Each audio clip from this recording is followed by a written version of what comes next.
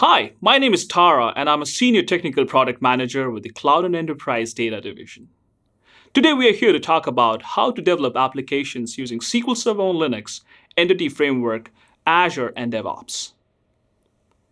As you can see, most of the key features of SQL Server 2016 are included in SQL Server on Linux, such as the new security features, per se, transparent data encryption, always encrypted, row-level security, and also the advanced features like in-memory tables, column store, and more. Functionality that you would expect to be there will be there. Full text search, SQL Server agent, replication, and more. Microsoft and third-party tools running on Windows work just fine when connected to SQL Server on Linux. And the best part, we have native command line tools for Linux too. All your applications written in various languages like C#, C++, Java, Python, Node, PHP, and more just work fine when connected to SQL Server on Linux. In short, this is the same SQL Server you know, but now it's native to Linux. Alright, before we jump into the demo, I want to show you quickly the schematics. As you can see, this is a microservices architecture and the customer-facing applications are all pointing to Azure SQL Database. About the scenario, Bike Sharing 360 is expanding at a rapid pace. And one of the criteria for Bike Sharing 360's success is to validate the compliance and performance of the hosted application. To do so, they wish to test the application in-house.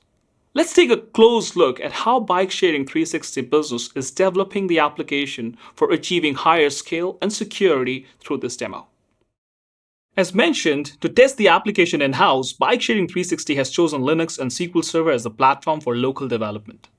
We have a SQL container with the application database for Bike Sharing 360 pre-installed, as you see on your screen. You can also install SQL Server on a Linux in a VM in less than 60 seconds on bare metal or in a Docker container, as you would have seen in one of the earlier videos in the series. Alright, let me show you what I've done here. I have git cloned the complete repo for Bike Sharing 360 to my local environment, and I'm using VS Code to develop and deploy this application.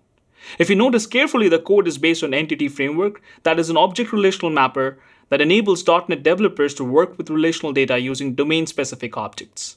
It eliminates the need for most of the data access code that developers usually need to write. Okay, let's go ahead and run the application. I'm going back to my terminal, and I'm just going to go and run my application right here. Now, as you could see, that I'm running this application on my local host and my database is Bike Sharing rights in memory. Okay, there's certain challenges which Bike Sharing 360 is facing at the moment. The widget for showing the total trip distance in the app is slowing down the load time of the home page. We want to test this out using a REST API client. All right, let me just go ahead and pull the REST API client up. I'm going to click on API writes distance. And what it's internally doing is it's executing a T-SQL query that calculates the total distance traveled by all bike riders so far. Since the data is huge, this calculation takes a while. Let's go run this. Okay, so we took around 3 seconds, right? Let's also look at the details here. And if you would see here, the wait time is around that much, right? So we waited a long time to make that connection. I think for being more realistic, let's run this again so the data is now in the cache and we should see a better result against the database in the table when we run this query. That's more realistic. So we took around 477 milliseconds to run this particular query, and the total distance has now been calculated. And as you can see, this is an analytical query and it needs some of the analytical processing in the backend. Okay, now, as we saw, this took a bit of a while. The question is, how do we solve this challenge? Let me show you some cool stuff. Per the analysis we have been doing on how we can make it better, and let me just minimize this windows quickly. We figured out that in-memory could be a great option for us to resolve the query performance time. We can fix the slow query time by making the writes table an in-memory table in SQL Server, and also by adding clustered columns for index, since the query which we just saw is an analytical query and the write distance column is a numerical column and we want to do a sum on it.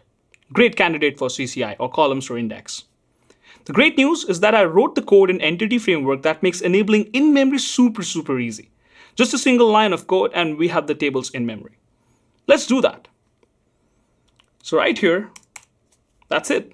And once you run this application, the tables are going to be in memory. To save time in this particular demo, we have already migrated the table to in memory, but this is exactly what you need to do behind the scene in your code to get this table into memory. All right, let's go back into the application and run that app once again. So I'm going to stop this, clear this out a bit. I'm going to run this again. And we're going to do the same thing we did just with the disk space tables. So let's go back to the REST API client and see how much difference it has made since we have added in memory and columns to index to this rights table. So I'm going to go and pick up the write API we're going to be using here, and we're going to do the same thing. So first run, certainly it's going to take a while, but still around 2.5 seconds. And we waited on making the connection. So the realistic picture will be once we run this query once again, or call the REST API client against the table once again. Look at that, 28 milliseconds, almost 20 to 30 times faster performance compared to what we got on disk space table. Awesome, isn't it? Now this is the wow factor. What we need to still do here is the second part of the puzzle, right? And solve that. The second part of the puzzle, or the challenge here, is we have some security concerns. Let's go and look at the security concern from this REST API again as the application is running. Every time the customer uses the application, they have to kind of go through a customer profiling. We have a profiles API, and we want to check how their data looks like when it kind of comes to the database. So let's have a look at that.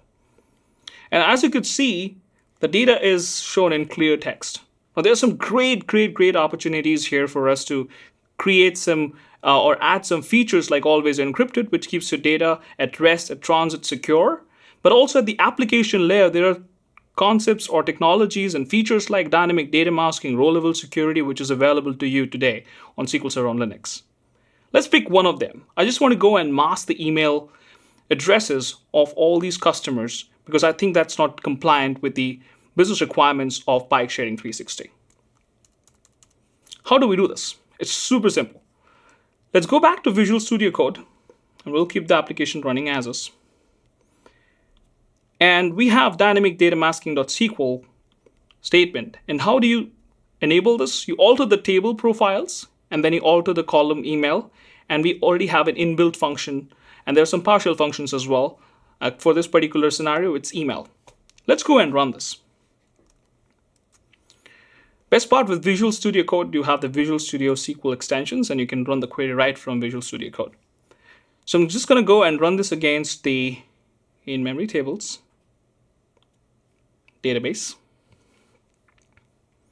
And that should run the query, which is awesome. Let's go back to that REST API client. As you can see, I'm not rerunning the app, or there's no change I have to do on the application layer itself. I'm just going to go and run this query once again. And voila, have a look at that. Beautiful. Now I've got the email field masked. And there could be different fields depending on what is considered as PII information for the organization. And you can mask the data set based on that. Great.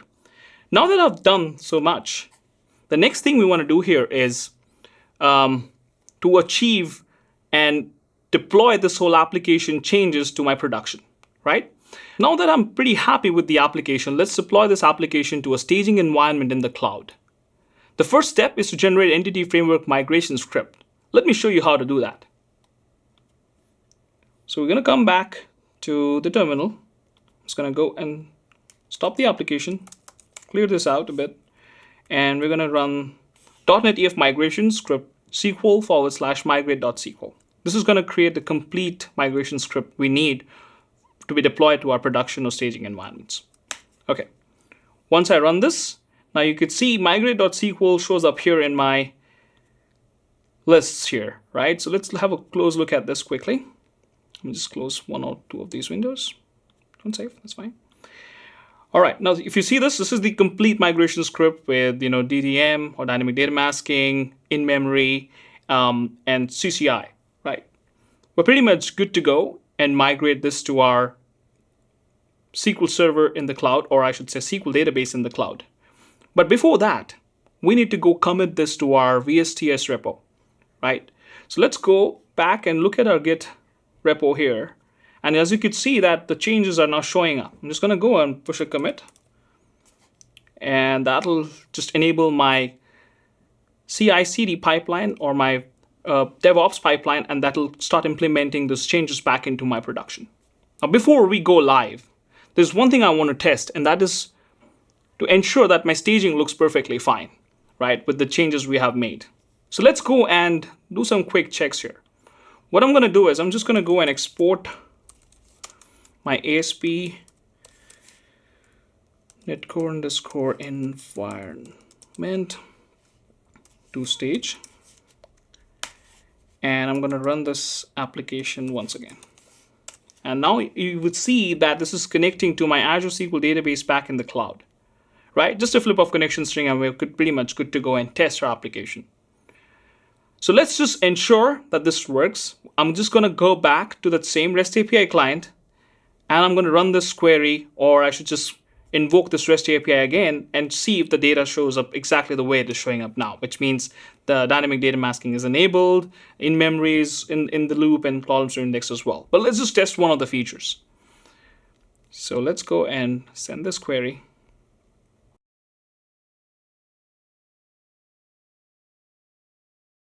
And look at that. Beautiful. So even in the cloud, the same data set, same dynamic data masking is applicable. So whether you are on SQL Server on Linux, SQL Server on Windows, SQL DB in the cloud, the code base is just the same. You don't make application changes, but every single change you make on one single SQL technology, it just kind of replicates across, right? Beautiful. Okay, so in a short while, we saw three very major things. One, how Entity Frameworks works with SQL Server on Linux. Second, how do you enable advanced features into the application? And third, how by changing a single flip of the connection string, your data is still the same and the changes you made are still showing up in the cloud. All right, so you just saw how we develop applications using Entity Framework, SQL Server on Linux, DevOps, and Azure. Go and git clone the following repositories. And if you wish to know more about SQL Server on Linux, go to our landing page. Thank you so much for watching. Have a good day.